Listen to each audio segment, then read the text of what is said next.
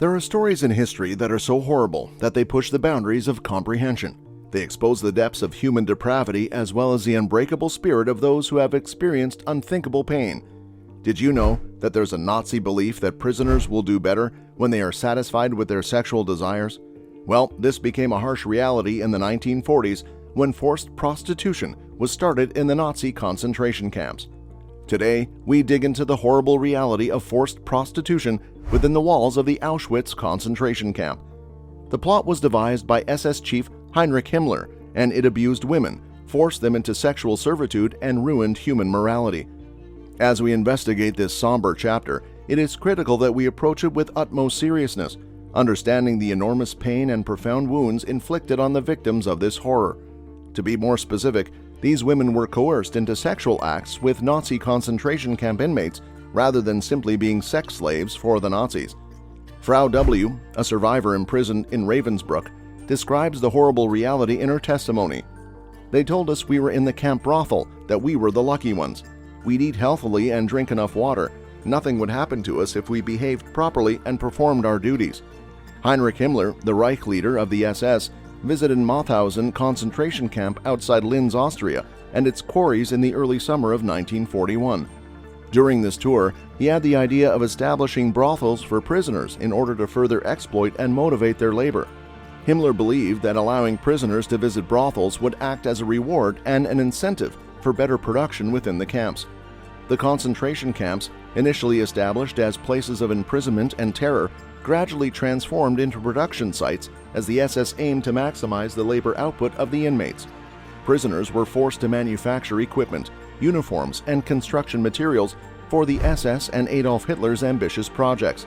The harsh conditions, violence, and scarcity of resources in the camps resulted in low productivity as prisoners focused on their own survival. Himmler's plan to introduce forced prostitution as a bonus system stemmed from his belief that providing prisoners with sexual gratification would motivate them to work harder.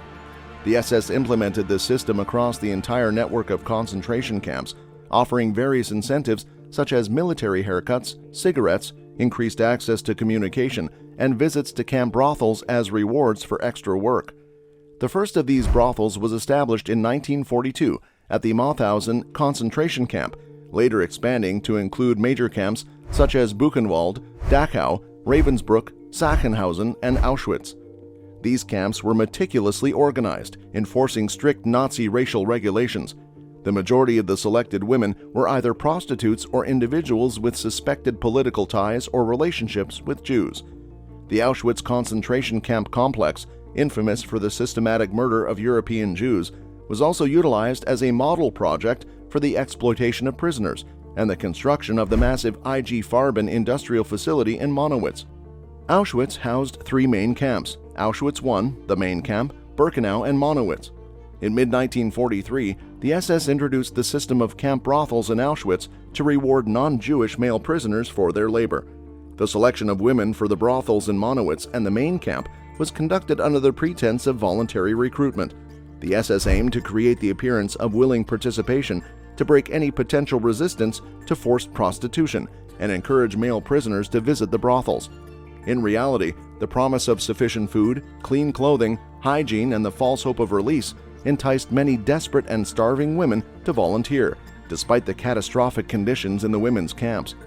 Recruitment methods varied, with prisoner overseers, guards, and even the notorious Franz Hüssler, head of the protective custody camp, personally approaching women to entice them with promises of better conditions and eventual freedom. False hope permeated these interactions, as many prisoners sought to escape the horrors of the camps and the inevitable death that awaited them. After selecting the women for the brothels, they were transferred to the prisoners' sick bay for medical examinations, including tests for venereal diseases such as gonorrhea and syphilis. The political department's director, Maximilian Grabner, made further selections, and the women were then sent to the brothels in Block 24A and Monowitz.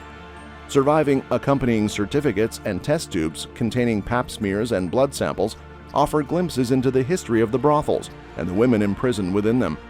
These camp brothels, presented by the SS as privileges and incentives for labor, were nothing more than mechanisms of exploitation, degradation, and control. The women who became sexual slaves endured unimaginable suffering and abuse, robbed of their dignity and subjected to inhumane conditions. The establishment of brothels in the concentration camps stands as yet another testament to the depths of depravity and moral decay that characterized the Nazi regime. Women were forcefully conscripted into a system of concentration camp bordellos, and a bonus system was established, allowing camp prisoners to purchase privileges such as cigarettes or sex. Robert Sommer, the author of Das KZ Bordell, sheds light on Himmler's disturbing beliefs. Himmler had a great belief in men's sexual power. He thought that by using bordellos, you could force men to work harder. Approximately 300 to 400 women were subjected to become sex workers in brothels located in 10 concentration camps, including Auschwitz, Dachau, Buchenwald, and Sachsenhausen. Although the numbers may pale in comparison to the tens of thousands of comfort women kidnapped across Asia to serve Japanese troops, the trauma and suffering endured by these women were no less severe. After serving their time in the brothels, some of the women were assigned as camp functionaries while others managed to survive until the war's end. Regrettably, little is known about the fate of these survivors and the lives they led afterward. Prostitutes underwent regular tests for sexually transmitted diseases to prevent outbreaks within the camps, and any pregnancies were compulsorily terminated through abortion. The rooms featured spy holes, allowing Nazi guards to monitor the activities and ensure that no woman spent more than 15 minutes with each prisoner. Speaking was strictly forbidden, and shoes were prohibited on the bed. Violators faced severe beatings. These women, most of whom were in their early 20s, were subjected to an average of 6 to 8 men every night between 8 and 10 p.m. Both men and women underwent humiliating medical checks with disinfectant cream applied to their genitals before and after each act. One particular block in Auschwitz, known as Block 24, housed the brothel, which the Nazis shamelessly referred to as a gift to selected prisoners who won coupons for entry. The reality of Block 24, on the other hand, was far from a gift. It was yet another means of torment devised by the Nazis. Survivor Joseph Sajna said that everybody who thinks that Block 24 was some kind of gift given to prisoners doesn't know about Auschwitz at all. It was built to humiliate people. It was just another example of Nazi cynicism and cruelty. The Auschwitz brothels ceased operations in January 1945 when the camp was evacuated to evade the advancing Red Army. The final brothel was established only months before the war's end to serve the Mittelbau Dora camp, where V-2 rockets were manufactured. After the war, evidence regarding the fate of these surviving women remained scarce. Many chose to conceal their experiences out of shame and trauma, while foreign victims, such as Ukrainians and Belarusians, feared being labeled collaborators and kept their stories locked away in painful silence. None of these women received recognition from the German state as victims of sex slavery or compensation for the horrors they endured. Though these women may have received marginally better treatment than other prisoners with access to additional food from the SS kitchen, decent clothing, and clean underwear pilfered from those who perished in the gas chambers, the undeniable truth remains: they had no choice. It was either the brothels or facing death in the gas chambers.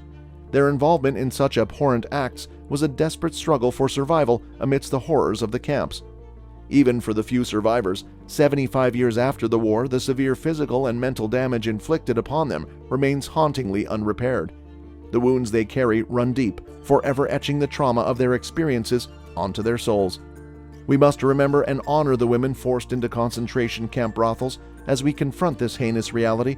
Their stories remind us of humanity's lowest depths and the will to persevere in the face of incredible adversity.